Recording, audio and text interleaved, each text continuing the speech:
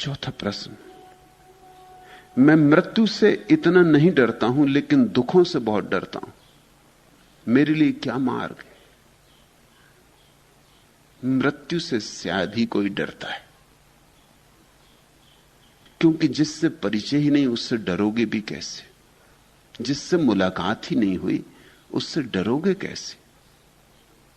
लोग दुखों से ही डरते हैं, और मृत्यु से भी इसलिए डरते हैं कि पता नहीं किन दुखों में मृत्यु ले जाए। मृत्यु से भी सीधा नहीं डरते, इसी तरह डरते हैं कि पता नहीं किन दुखों में ले जाए। यहां के दुख तो जाने माने परिचित हैं, मृत्यु पता नहीं किन दुखों की नई श्रृंखला की शुरुआत हो, इसलिए डरते। अन्यथा मृत्यु से डरने का कोई कारण नहीं, पहचानी चीज से ही लोग डरते। अजनबी अनजान से डरने का क्या कारण हो सकता है? हो सकता है मृत्यु तुम्हें सुख में ले जाए, स्वर्ग ले जाए, कौन जाने। अगर तुम बहुत विचारशील हो, सोक्रेटिस जैसे, तो नहीं डरोगे। सुकरात मर रहा है और उसके शिष्य उससे पूछते हैं कि आप डर नहीं रहे हैं? मृत्यु आ रही, जहर तैयार किया जा रहा, जल्दी जहर दिया जाएगा, आप मृत्यु से डरते नहीं? सुकरात ने कहा, देखो मैं सोचता हूं दो ही संभावनाएं, या तो मैं मर ही जाऊंगा, कुछ बचेगा नहीं, तो फिर डर क्या? जिसको डर लगना है वही नहीं बचेगा, तो डर किसको? जन्म के पहले का मुझे कुछ पता नहीं, तो मुझे कोई अड़चन नहीं होती। मुझे ये बात सोच के कोई बहुत मुश्किल नहीं पड़ती कि जन्म के पहले मैं नहीं था, तो जब था ही नहीं तो दुख क्या? फिर मौत के बाद नहीं हो जाऊंगा तो दुख क्या? या तो ये होगा या ये होगा कि मैं फिर भी बचूंगा। जब बचूंगा ही तो फिर डर क्या? फिर देख लेंगे, यहां भी जूझ रहे थे, वहां भी जूझ लेंगे, जो होगा मुकाबला कर लेंगे। इसलिए मैं परेशान नहीं हूं, मैं सोच रहा हूं कि मर के ही देखें कि बात क्या है असल में। बहुत सोच विचार वाला आदमी हो तो मृत्यु से भी नहीं डरेगा, डरने का कोई कारण नहीं रह गया। लेकिन दुख से आदमी डरता, दुख से तुम्हारा परिचय, तुम जानते हो दुखों को, दुखों से तुम्हारी खूब पहचान है, दुखों से ही पहचान है। सुख की तो सिर्फ आशा रही है, सपना रहा है, दुखों से मिलना हुआ है। तो स्वाभाविक है कि तुम दुख से डरते हो, सभी दुख से डरते हैं, और जब तक दुख से डरेंगे तब तक दुखी रहेंगे, क्योंकि जिससे तुम डरोगे उसे तुम समझ ना पाओगे। और दुख मिटता है समझने से, दुख मिटता है जागने से, दुख मिटता है दुख को पहचान लेने से। इसलिए तो दुनिया दुखी है कि लोग दुख से डरते हैं और पीठ किए रहते, तो दुख का निदान नहीं हो पाता। दुख पे अंगुली रख के नहीं देखते कि कहां है, क्या है, क्यों है। दुख में उतर के नहीं देखते कि कैसे पैदा हो रहा है, किस कारण हो रहा है। भय के कारण अपने ही दुख से भागे रहते। तुम कहीं भी भागो, दुख से कैसे भाग पाओगे? दुख तुम्हारे जीवन की शैली में, तुम जहां जाओगे वहीं पहुंच जाएगा। मैंने सुना है एक आदमी को डर लगता था अपनी छाया से, और उसे बड़ा डर लगता था अपने पद चिन्हों से, तो उसने भागना शुरू किया। भागना चाहता था कि दूर निकल जाए छाया से, और दूर निकल जाए अपने पग चिन्हों से, दूर निकल जाए अपने से। मगर अपने से कैसे दूर निकलोगे? जितना भागा उतनी ही छाया भी उसके पीछे भागी, और जितना भागा उतने ही पग चिन्ह बनते गए। च्वांग त्सु ने यह कहानी लिखी है इस पागल आदमी की, और यही पागल आदमी जमीन पे पाया जाता है, इसी की भीड़ है। च्वांग त्सु ने कहा, अभागे आदमी, अगर तू भागता ना और किसी वृक्ष की छाया में बैठ जाता तो छाया खो जाती। अगर तू भागता ना तो पग चिन्ह बनने बंद हो जाते, मगर तू भागता रहा, छाया को पीछे लगाता रहा और पग चिन्ह भी बनाता रहा। जिनसे तुम डरते हो, अगर उनसे भागोगे तो यही होगा। दुख से डरे कि दुखी रहोगे, दुख से डरे कि नरक में पहुंच जाओगे, नरक बना लोगे। दुख से डरने की जरूरत नहीं, दुख है तो जानो, जागो, पहचानो। जिन्होंने भी दुख के साथ दोस्ती बनाई और दुख को ठीक से आंख भर के देखा, दुख का साक्षात्कार किया, वे अपूर्व संपदा के मालिक हो गए। कई बातें उनको समझ में आई। एक बात तो यह समझ में आई कि दुख बाहर से नहीं आता, दुख मैं पैदा करता हूं, और जब मैं पैदा करता हूं तो अपने हाथ की बात हो गई। ना करना हो पैदा तो ना करो, करना हो तो कुशलता से करो, जितना करना हो उतना करो, मगर फिर रोने पछताने का कोई सवाल ना रहा। जिन्होंने दुख को गौर से देखा, उन्हें यह बात समझ में आ गई कि मेरे ही गलत जीने का परिणाम है, ये मेरा ही कर्म फल है। जैसे एक आदमी दीवार से निकलने की कोशिश करे, उसके सिर में टक्कर लगे और लहूलुहान हो जाए और कहे कि ये दीवार मुझे बड़ा दुख दे रही। छोटे बच्चे अक्सर ऐसा करते, मगर इस दुनिया में सब छोटे बच्चे, बड़ा कभी कोई मुश्किल से हो पाता, प्रौढ़ता आती कहां। छोटे बच्चे अक्सर ऐसा करते, निकल रहे थे, टेबल का धक्का लग गया, हाथ में खरोंच आ गई, गुस्से में आ जाते, उठा के डंडा टेबल को मारते। यही तुम कर रहे हो।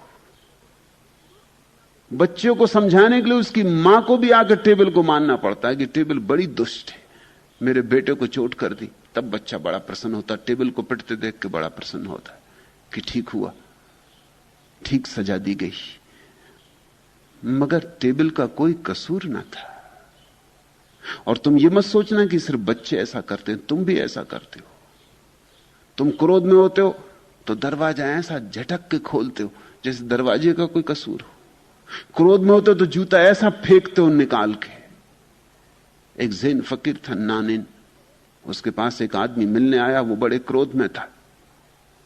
घर में कुछ झगड़ा हो गया होगा पत्नी से, क्रोध में चला आया, आके जोर से दरवाजा खोला, इतने जोर से कि दरवाजा दीवार से टकराया, और क्रोध में ही जूते उतार कर रख दिए।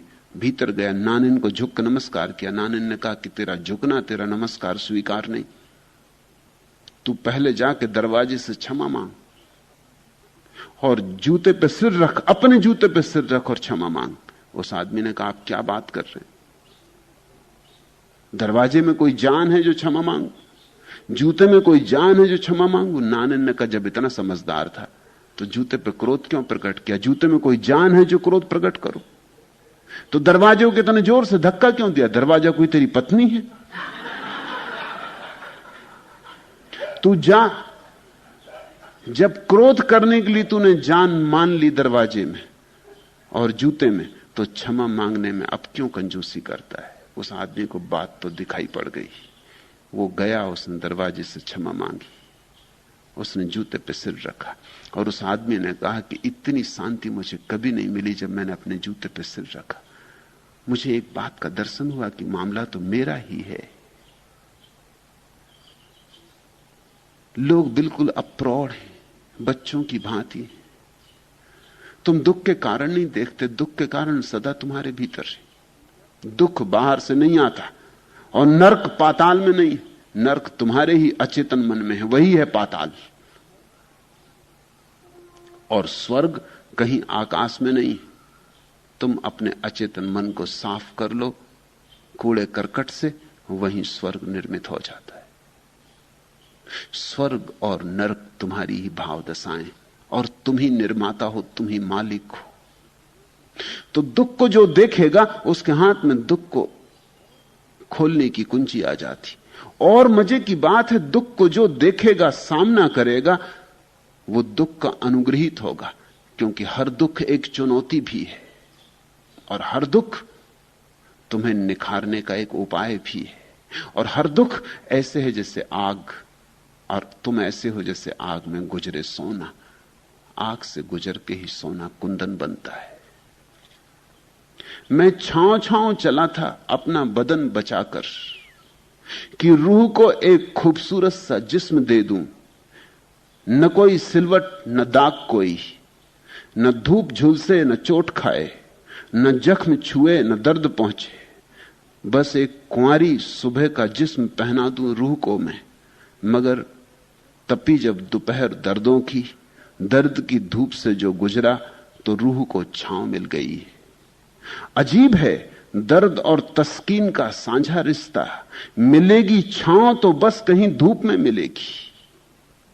दुख निखारता है, दुख स्वच्छ करता है, दुख मांझता है, मींझता है और मांझता भी। अजीब है दर्द और तस्कीन का साझा रिश्ता। मिलेगी छांव तो बस कहीं धूप में मिलेगी। दुखों से भागो मत, दुखों को जियो। दुखों से होशपूर्वक गुजरो और तुम पाओगे हर दुख तुम्हें मजबूत कर गया, हर दुख तुम्हारी जड़ों को बड़ा कर गया, हर दुख तुम्हें नया प्राण दे गया, हर दुख तुम्हें फौलाद बना गया। दुख का कुछ कारण है, दुख व्यर्थ नहीं है, दुख की कुछ सार्थकता है। दुख की सार्थकता यही है कि दुख के बिना कोई आदमी आत्मवान नहीं हो पाता, पोच रह जाता, पोचा रह जाता।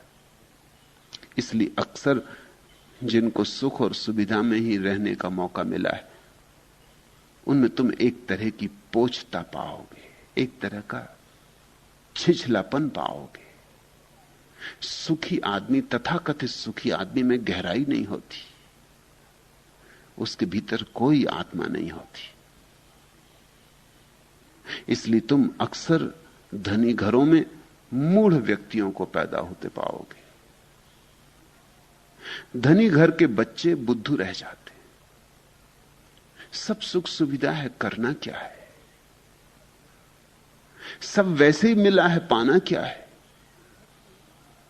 संघर्ष नहीं तो संकल्प नहीं, और संकल्प नहीं तो आत्मा कहां, और संकल्प नहीं तो समर्पण कैसे होगा। जब कमाओगे संकल्प को, जब तुम्हारा मैं प्रगाढ़ होगा, तभी किसी दिन उसे झुकाने का मजा भी आएगा, नहीं तो क्या खाक मजा आएगा। जिसके पास अहंकार नहीं है वो निरअहंकारी नहीं हो सकता, इस बात को खूब समझ लेना। जिसके पास गहन अहंकार है वही निरअहंकारी हो सकता है। निरअहंकारिता अहंकार की आखिरी पराकाष्ठा के बाद घटती। तुम कहते हो मैं मृत्यु से इतना नहीं डरता हूं, लेकिन दुखों से बहुत डरता हूं। मृत्यु तो दूर है, दुख अभी है। शायद इसलिए मृत्यु से नहीं डरते कि आएगी तब आएगी, अभी कहां। दिखा लेते होगे हथेली जाके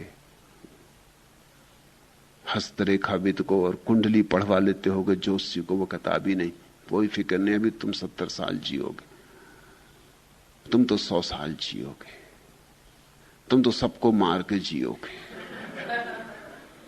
तुम तो मजे से रहो, तभी मौत कहां। और आदमी की दृष्टि बड़ी संकीर्ण है। अगर कोई बात 10 साल बाद है तो तुम्हें दिखाई ही नहीं पड़ती, बहुत करीब हो तो ही दिखाई पड़ती। आदमी दूरदृष्टि नहीं।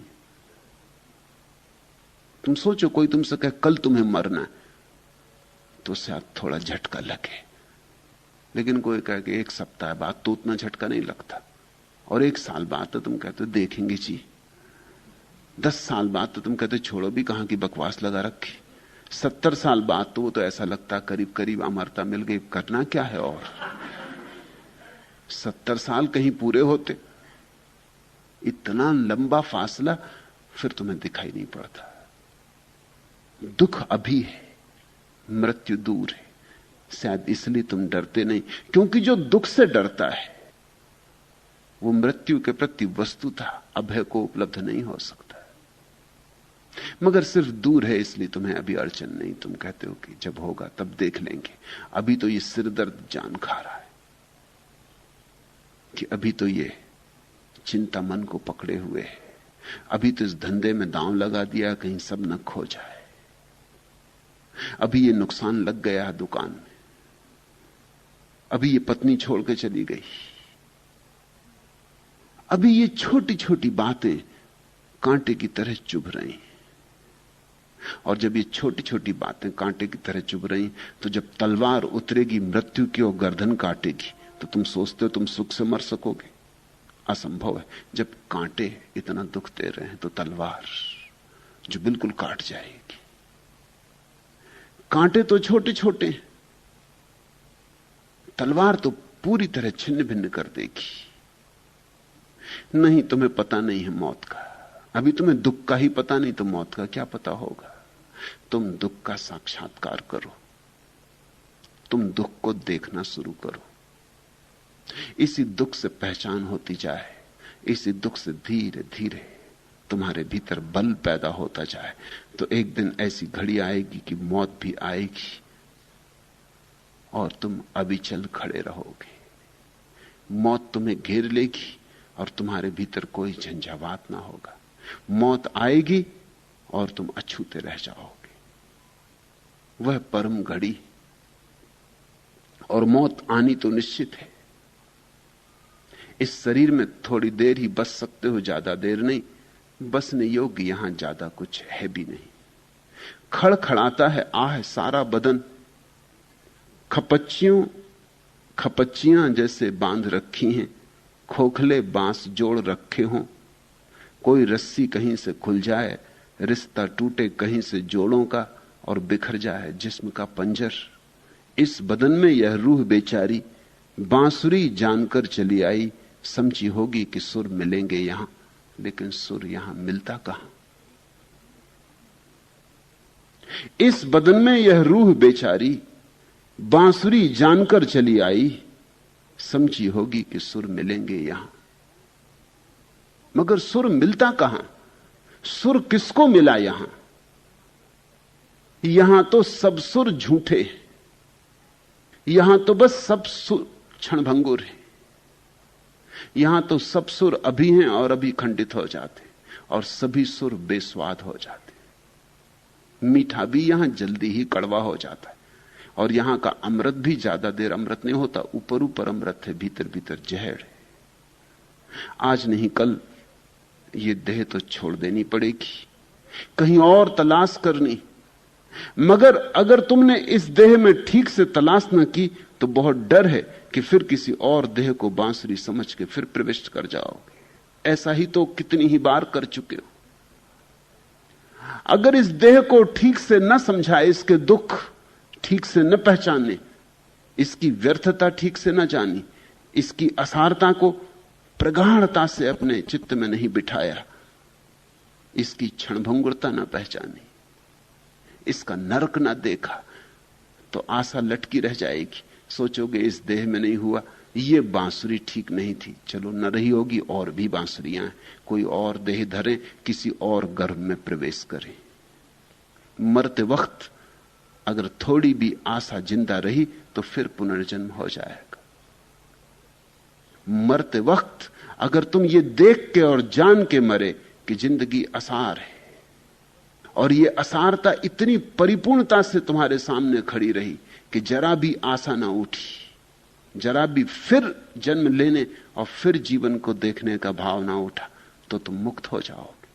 तो तुमने जीवन भी जी लिया और मृत्यु भी जी ली। तो जीवन से जो मिलना था वो तुमने पा लिया कि जीवन असार है, और मृत्यु फिर तुमसे कुछ भी नहीं छीन सकती अगर तुम्ही ने जान लिया कि जीवन असार है।